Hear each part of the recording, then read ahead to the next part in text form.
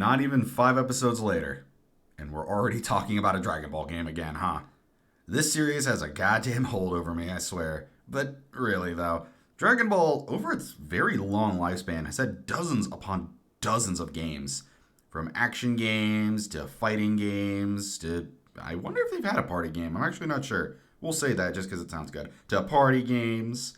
And for this video, I wanted to point out that it's been the host of not one, not two, three one-off RPG titles in its gaming journey. The first was Attack of the Saiyans on the Nintendo DS. The most recent was DBZ Kakarot, which was the first ever one and done, if you can believe that. But there was another. One that seems to have been a bit forgotten by many fans. The one that was on the Nintendo 3DS. That game was Dragon Ball Fusions. Fusions is a very interesting title, as unlike Kakarot or Attack of the Saiyans, they aren't retelling anything from the original story with some additional bits. Fusions is a completely new story that follows its own path by following the story of the two completely new characters. And even though that actually sounds like a horrible idea, especially if you've seen some of the fan creations, you know the ones, it actually ended up doing very well for itself. Although its surprising isn't as talked about as the other two were. So I was naturally curious. Was it any good? Did I remember it wrong? Or did it deserve to be forgotten? Well, let's talk about that, shall we? Hello, everybody. I'm Crimson Rosso, and welcome to another episode of One and Dones, where we look at one-off RPGs to see if they truly deserved to be forgotten by time. With that stated, let's get in, shall we? Alright, let's kick things off, shall we? The first thing that I want to praise with Fusions is just how much I like this game's art style. I really think the chibi look is a super fun style that works insanely well with Dragon Ball art. Chibi art style in games has always been a rather controversial topic among the gaming community, especially among those who consider it to be, well, they consider it to be lazy and unappealing. But I genuinely believe if it's utilized right, it can make some games feel incredibly charming. And Dragon Ball Fusion nails it very, very well. The chibi style lends itself very well to not only the models, but the areas you fly around and battle in. I can't really think of a single moment when playing this game where I looked at a set piece or a character and said, yeah, that doesn't work, or hey, that kind of sucks, or that's out of place. Even the models that ended up a bit off kilter actually did end up having more of a funny, uncanny feel to them rather than a, ew, that's out of place feel to them. They're far more charming looking than they are bad. And this kind of beauty transfers over to the combat as well, which is something I'm very interested in talking about. Because combat in Fusions is way different than I thought it would be. See, unlike the action RPG style of DBZ Kakarot, or, the Xenoverse titles, Fusions is a full-on turn-based RPG, but mixed with its own unique blend of style.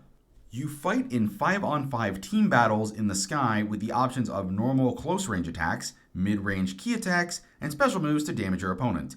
Each comes with their own strengths and weaknesses. Melee attacks are very powerful and offer more knockback to ring out your opponent, or knock them into other enemies, alongside setting up the position of your character to obtain support attacks or bounce them around for a little extra damage. But they also can be guarded against so that they take far less damage and can set you up for a dangerous counterattack from your opponents. While key attacks are far weaker and provide less knockback, but are unblockable and give you additional range. There's also option 3, of course, the special attacks, where conserving enough ki gives you access to far more powerful attacks from the Dragon Ball universe, like Goku's Kamehameha or Dragon Fist, Vegeta's Final Flash or Big Bang Attack, Krillin's Destructo Disc, Yamcha's Spirit Ball, Special Beam Cannon. It's just, there's so many moves at your disposal in this game. You obtain these moves by expending the various energy currencies you obtain through things like exploring the world, doing checklist-style missions, winning battles throughout the game, so on and so forth. Pretty nice variety, am I right? Well, what if I told you that's just scratching the surface then? On the screen, you may have noticed a little bar filling up while battle was going on. That extra bar has two different uses. The first is for the Zenkai attack system, which are special time and limit based attacks that, when executed properly, give either your character a choice of a massive damage boost to their attack or a quick way to increase ki points. Of course, that isn't the only function to them, as they later become the attack you use to get more party members on your team. And the second is for the Fusions, but not the normal pussy-ass fusions you see. This fusion is a merger of all 5 party members into a gigantic beast Dragon Ball AF-ass designed character that you use to deal out high levels of damage to your opponents. It also adds some hilarity to the game, seeing these tiny cute little chibi sprites turn into this hulking giant anime being that's just flying around and slapping the shit out of whoever's in his way. And wouldn't you know it, there's more to this combat as well, as there's also the implementation of the ability triangle, where at the start of the game you're given the choice between the options of speed, power, and technique, each with a strength and a weakness towards the other. Power beats technique, but is weak to speed. Speed beats power, but is weak to technique. And technique beats speed, but loses to power. It's a pretty fun mechanic that sadly I don't think is utilized as well as it is, but it is still pretty cool to have in the game. And finally, we have the single most important part of this game's gameplay, and that is its fusions. So, what exactly makes fusion different in this title? After all, fusion has existed in Dragon Ball games for as long as time itself, right? Well, you see, the thing is, fusion in Dragon Ball Fusions is very different than it is in other titles, as the fusion potential in this game is just downright insane. See, the game introduces the ability called EX fusions, which work differently than a normal fusion does. EX fusions are not only permanent until you yourself choose to unfuse, but they also don't need you to be at the same power level, which means the options for fusions are just damn near limitless. And when I say limitless, I mean that because there are hundreds of fusions in this game. You want to go with classics like Gogeta, Gotenks, and Vegeta? Well, go right ahead. You want to relive your Budokai 2 days and make Tientia or Goku? You can. But what if I told you we could take that a step further? You want to see Cell and Frieza fuse? You can. You want to see Kid Buu and Janemba fuse? Well, go right ahead. Ever wondered what Kid Goku and fucking Zamasu looked like fused together? No? Well, fuck you. Now you get to see it. You want to fuse your OC with anyone you want? Go right ahead. Sky's the limit here. This is why it's one of the, if not the single best part of the game. It completely leans into the goofiness of Dragon Ball with this unhinged fusion potential, and I was so addicted. I loved getting new characters and fusing them with my OC, just to see what kind of crazy monster I could create. But that's pretty much it for my combat. What else is there to do in this game? Is it just battle after battle? Actually, no. There are a few pieces of side content to indulge in, like doing side quests that are filled with Easter eggs and changes to unlock new characters, or if you so wish, you can actually go to a hub area and take quizzes to test your Dragon Ball knowledge, and gain rewards based on how you did. There are a couple of other things you can also indulge in, but those are more for check marks and fun callbacks to the series, or to get yourself some new outfits, because, you know, you're only as cool as you look after all. So, with all of that said, I will admit that's pretty much it for gameplay. So, how about we get to the story, shall we? Dragon Ball Fusion's story is probably the single most Dragon Ball-ass Dragon Ball game we have gotten. The premise is your character and his friend Pinnage gather the Dragon Balls to fulfill your wish of having the greatest tournament in all of history to finally settle your long rivalry, and as a result, create a separate dimension to gather a group of fighters to participate. It's as simple as you can get, really, and that fits in nicely. The story is filled with a lot of great camos, goofy as all get out moments, a nice helping of fun fan service, and a bunch of epic boss fights that reference Akira Toriyama's legacy of work. And as a massive fan of the man, this game made me smile from ear to ear. This is a Dragon Ball game for Dragon Ball fans. Other than that, that's pretty much it to the story. Simple yet effective, and that's pretty nice to have. And last of not least, the music is real dang good. I've always loved the soundtrack in Dragon Ball titles, and Fusions is definitely no different. The battle and exploration themes are absolute bangers that I loved bopping my head to. And that's pretty much it for all my pros.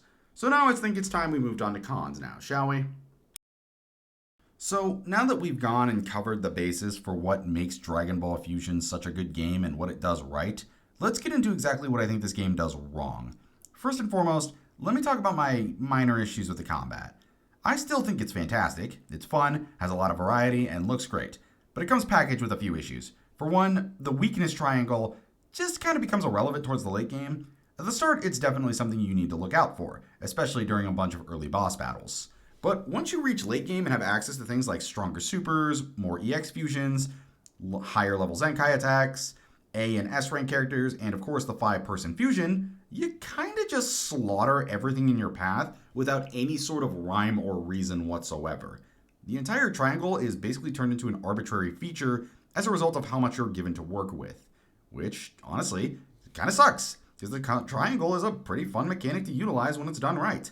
A perfect example of it being used right is actually Fire Emblem Engage's gameplay being built around the triangle near perfectly.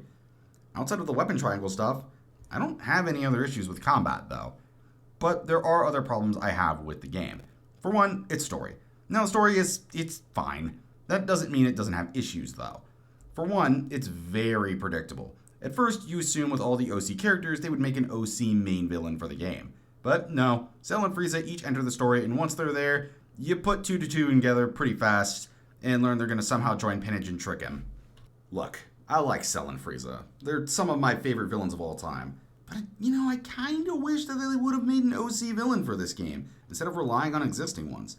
It doesn't ruin this, no. But man, it is kind of a letdown. Another small issue I think this game has is the party you end up attaining in the game's story. Now, to participate in the tournament, you need a party of 5 fighters. Okay, makes sense. After all, that's what we signed up for. But man, they give you some of the most baffling and underwhelming main story party members I think I've ever seen. First off is Goten and Trunks. Okay, that makes sense. This is a game about fusing after all. Only natural that the guys who created fusion, well, they didn't create fusion, it was Goku showed them that. It's the first people who performed fusion would be part of your party. And they are Super Saiyans, so it's not like, that's a downside. That's genuinely helpful. Who's next? Oh, Pen. Huh? Well, okay, she's not really weak. It's not horrible to have her here. She's nowhere near as reliable as the Super Saiyans, but, all right. Who's last to join? Kid Goku. From the original Dragon Ball series. Okay, seriously, what the absolute fuck? This is my team? Where's Goku? Where's Vegeta? Where's Gohan? Fucking Piccolo or Krillin? This is the main story group I take to the tournament. You can replace them, sure, but I'm not really supposed to believe that these guys can actually help me in saving the universe from Cell and Frieza. I guess the idea was meant to be that they wanted to have party members from all cornerstones of Dragon Ball history in order to, represent the many eras this series has had. But it just ends up feeling like we built the weakest team possible for a cataclysmic level threat. It's such a baffling concept that even once you hit the endgame and fight the final boss, you don't feel like you're about to save the world with this group. You feel like you just scrounged up together the B team. It's such a baffling choice to have. But other than that, no other issues with story. No other issues with really anything, really. So let's go over to my final thoughts instead. The results are in, and Dragon Ball Fusions is a ton of fucking fun.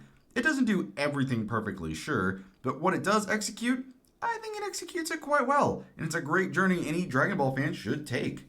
It's silly, goofy fun at its absolute finest. My final rating for this game is a Fuse-tastic 8 out of 10. Now, however, we have the real question. Should this game get a sequel? I say, yes it should. The OG title was great, and a sequel giving us even more battles and fusions would be incredible. But until we get it, all I can do is hope. Thank you all so much for joining me for another episode of One and Dones. If you like this, do me a favor and like and sub down below. If you have any recommendations for One and Dones, let me know in the comments. Have a wonderful day, and I will see you all next time.